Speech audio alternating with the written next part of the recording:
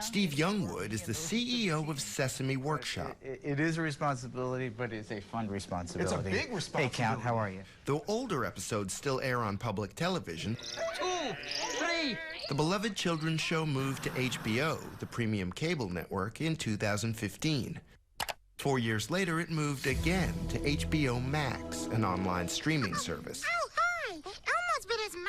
Youngwood says today's toddlers are very sophisticated consumers. You know, they don't understand tune into this time or that time. They expect the content to fit their schedule and their lifestyle. There's something happening. Something cool. During the pandemic, there was an influx of viewers. The so-called streaming wars heated up between services like HBO Max, Netflix, Amazon Prime Video, Apple TV+, Hulu, and our parent company's Paramount+. People are watching more than ever. Alex Weprin writes for The Hollywood Reporter.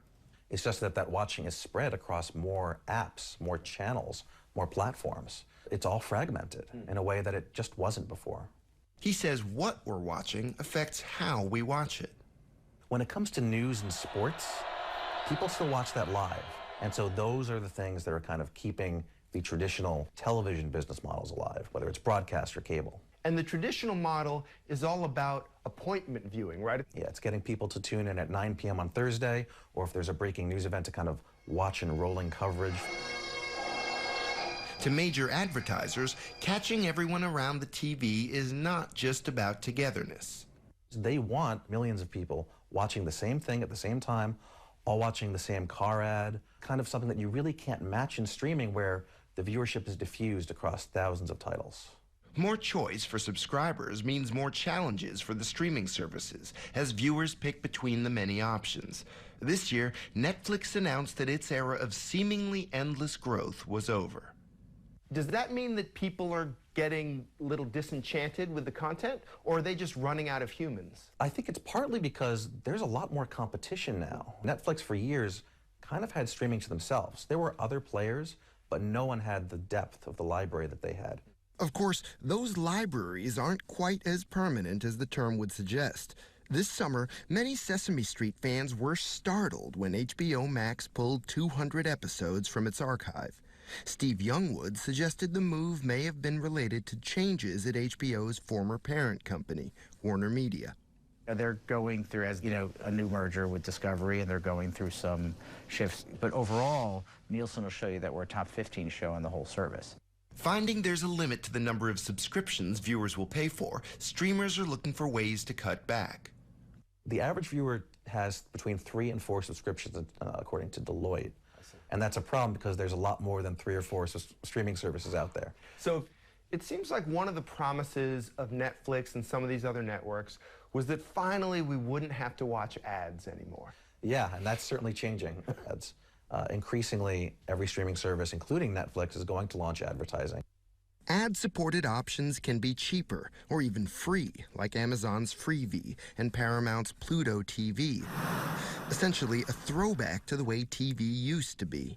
The old business model of television was so good and generated so much cash and so much profit, and the new model is actually so much harder to make a profit on because the cost of adding one more subscriber is so much higher.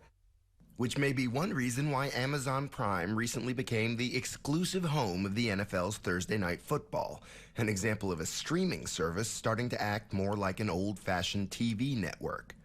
Throughout the industry, Weprin predicts increasing consolidation. And as for those limitless program options, In the old days, they used to say about cable, 200 channels and nothing to watch. And sometimes it still feels like there's nothing to watch. You know, some things always hold true, and in theory, there should be something you want to watch. But in practice, if you have 10,000 titles to choose from, how much time are you going to want to spend looking for something? People just want to watch something. Often, something familiar. Oh, hey! Welcome to Sesame Street. Oh, hi. We are having some How fun. much do networks even matter? Everyone knows Sesame Street. Everyone loves Sesame Street.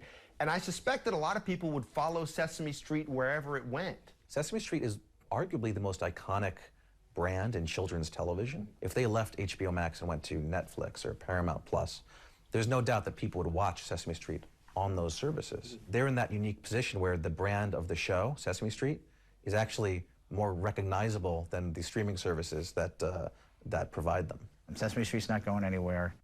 Steve Youngwood of Sesame Workshop tries not to worry too much about the streaming wars. Sesame Street was brought to you today by the letter S. We're good at doing what we do really well, which is making high-quality educational content. We will partner with PBS, we will partner with HBO Max, and if we do something, and if we do something right, we know we will be noticed, and we know it will matter. Goodbye. Okay, now.